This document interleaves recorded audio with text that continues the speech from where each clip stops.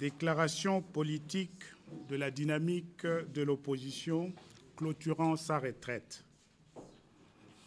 À l'approche inexorable de la fin du second et dernier mandat de M. Kabila, le 19 décembre 2016, et interpellé par les défis auxquels notre pays fait face en ce moment, la dynamique de l'opposition s'est réunie du 12 au 14 août 2016 au Centre catholique Reine de la Paix dans la commune de la Gombe, en retraite, pour réfléchir profondément sur la situation générale du pays.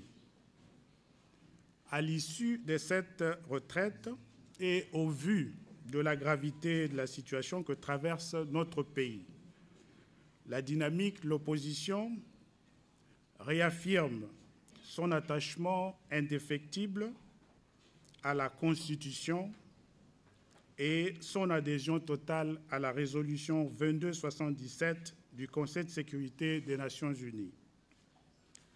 Renouvelle son adhésion sans faille à l'acte d'engagement pris lors de la conférence du Rassemblement des forces politiques et sociales tenue à Genval en Belgique du 8 au 10 juin 2016. Annonce que, lors de cette retraite, elle a élaboré un cahier des charges qui trace les grandes lignes de ses positions à défendre dans les jours à venir lors des pourparlers de la mise en œuvre de la résolution 2277. Ce cahier des charges énumère également les grandes actions à mener dans le cadre de son combat pour le respect de la Constitution et l'alternance démocratique dans notre pays. Soutient les efforts du groupe de facilitation et de la Conférence épiscopale nationale du Congo, CENCO, pour la mise en œuvre de la résolution 2277 et confirme en même temps le caractère irrévocable de la récusation de M. Edem Kodjo. Rappel au représentant spécial du secrétaire général des Nations unies en République démocratique du Congo que sa mission de bons offices est définie dans la résolution 2277 et insiste sur son devoir de neutralité conséquente, y compris dans l'affaire de récusation de M. Kodjo.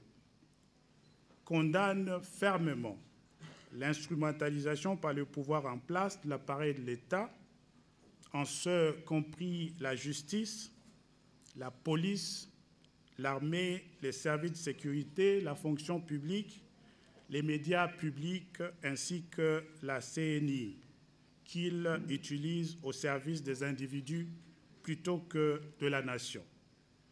Élève une vive protestation contre l'annulation par le pouvoir en place du visa de séjour de Mme Ida Sawyer de Human Rights Watch et condamne fermement cette décision qui, en définitive, confirme la volonté de M. Kabila de se débarrasser d'un témoin gênant face aux violations répétées et à venir planifiées des droits humains. La dynamique saisit cette occasion pour saluer le travail fait par Mme Sawyer en RDC et la remercie pour son dévouement en faveur des droits humains. Déclare que si l'élection présidentielle n'est pas convoquée au plus tard le 19 septembre 2016, conformément à l'article 73 de la Constitution, la dynamique exigera la démission immédiate de M. Nanga et des membres de la CNI et leur arrestation pure et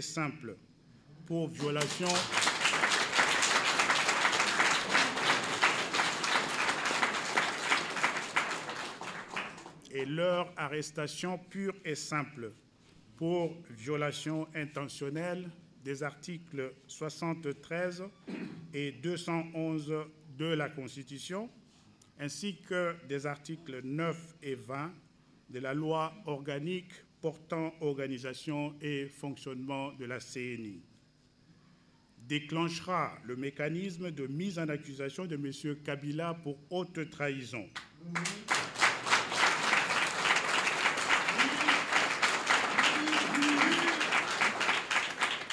Conformément à l'article 165 de la Constitution.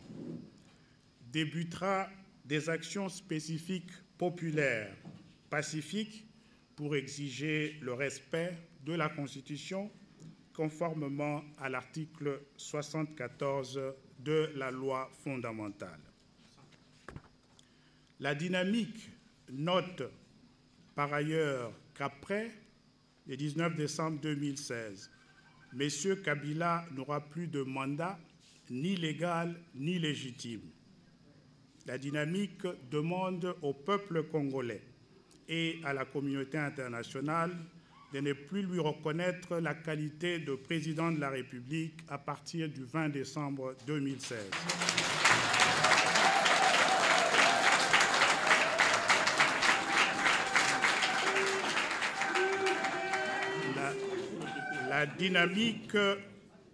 La dynamique demande à tous les mercenaires se trouvant sur le sol congolais actuellement de quitter sans délai notre pays et invite par conséquent notre peuple à dénoncer tout mouvement suspect.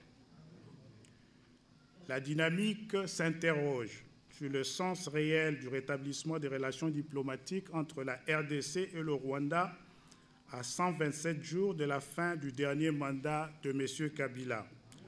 Sans explication, quand on sait qu'il n'y a pas longtemps, il accusait le Rwanda d'attiser la guerre à l'est de la République, pendant qu'au même moment, des sauvages tueries continuent d'endeuiller Beni au Nord Kivu et Chimbulu dans le Kasaï central. La dynamique remercie tous les pays qui soutiennent la lutte du peuple congolais pour la consolidation de la démocratie en RDC, lutte pour laquelle des millions de Congolais ont payé de leur vie.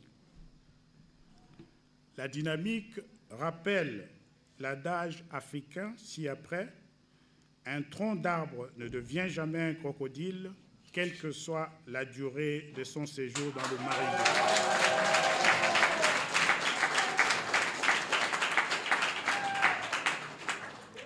La dynamique prend ainsi acte de la sélection naturelle qui s'opère en ce moment au sein de l'opposition, car l'heure de vérité est arrivée. La dynamique demande ainsi au peuple congolais de rester vigilant et engagé.